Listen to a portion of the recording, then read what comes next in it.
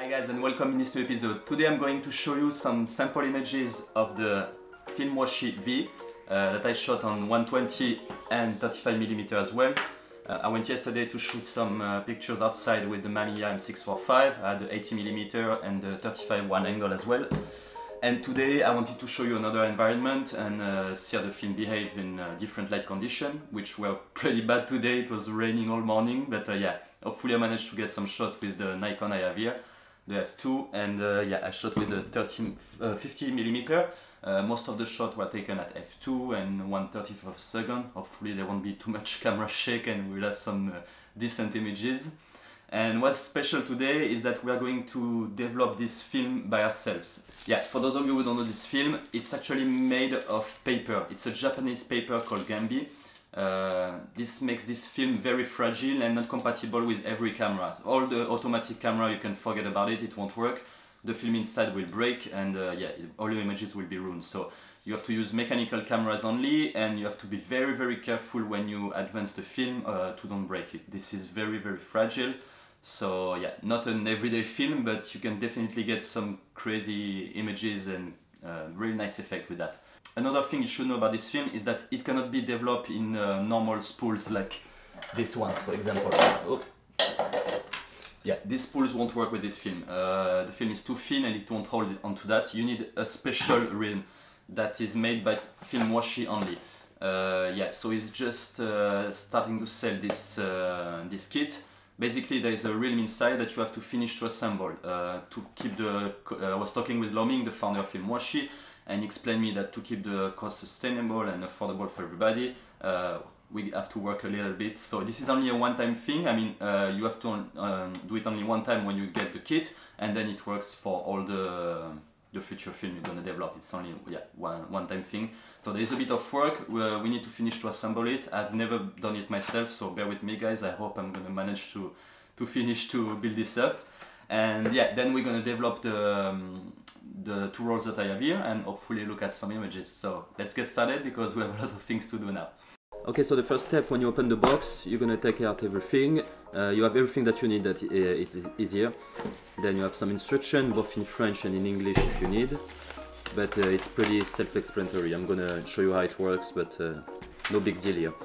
So remove the elastic, you're gonna unroll everything, and you have two film bays here. Here you can see the 35mm. We're gonna start with this one. And then you have to pass all the tubes into the sprocket holes. So every time on the 35mm you jump 2 holes every time. You don't need to pass through all of them. So jump 2 holes, you repeat on both sides. It takes a bit of time, but I got there eventually. Again, this is the only... You have to do this only one time. So yeah, and when you're done, just cut make a knot in the end and cut the extra bits of tubes there, and repeat the same thing on the 120, except this one you have to fill in every hole, so it's more or less the same thing. It takes about 15 minutes. Cut the ends when you are done, and now we're gonna see how to load the film. So this step has to be done in complete darkness. So what I've done, and I found it easier, is to load the film onto itself. You will see why later. It makes our life easier. So take the end with the cuts and we're gonna slide it in onto the reel. You will see a kind of slot here where you can slide the film in, then squeeze gently to fit the film size. Hold on to it here and roll around, at least one circle. Then grab the film tip and hold on to it and roll it around with the film base at the same time. And go until the end. And when you are done, you will put the small black bars from the end between the reel. For the 120, it's exactly the same thing. Here I'm pretending to unload the film because I don't have 120 to show you.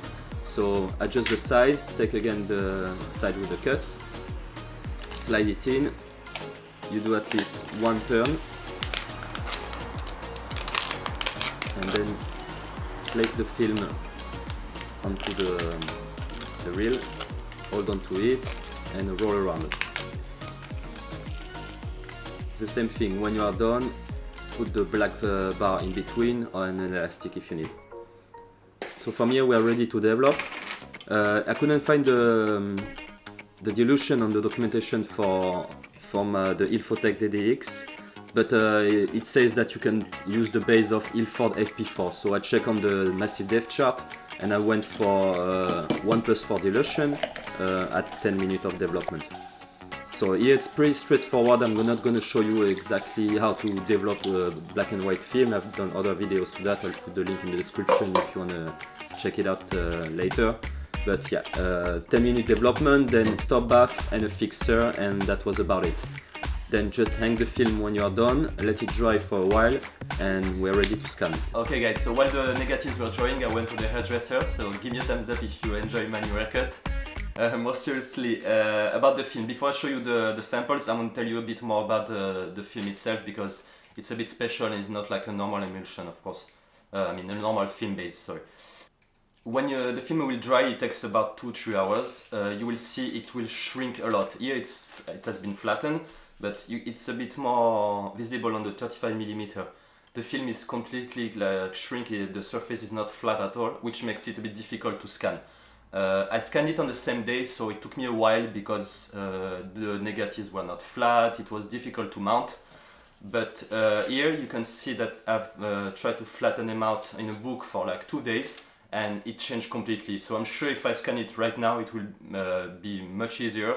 So if you are patient enough, I encourage you to wait, cut your negative in stripes like this, and put them in a book. Then it will make your life easier, and you'll get also better results. Okay, so now we're gonna look at some images. We're gonna start with the one shot on the 120 because this is the new one, of course, and later I'll show you also example shot on the 35mm.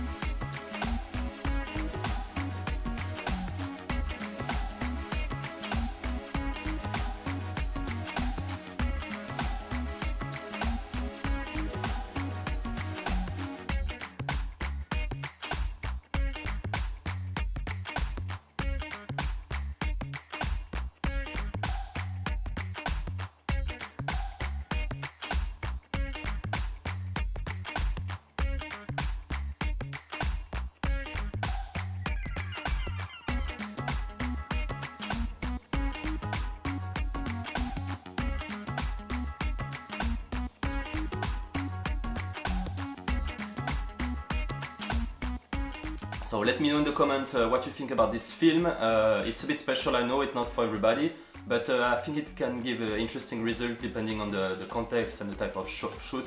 But yeah, if you are looking for an old kind of vintage or old style images, it can be interesting. Yeah, that's about it for me. Don't forget to subscribe to the channel if you aren't already, and I'll see you in the next episode. Bye guys! Ah, and before I forget, if you don't want to go into the hassle of developing this film yourself, you can also send it to nationphoto.com. This is a lab in Paris I'm working with, and they have all the equipment and their staff has been trained to develop this film, and the founder of Filmwashi was working there before, so they kind of know each other. So yeah, you can also order it on their website as well. So that's all I have to say. See you guys!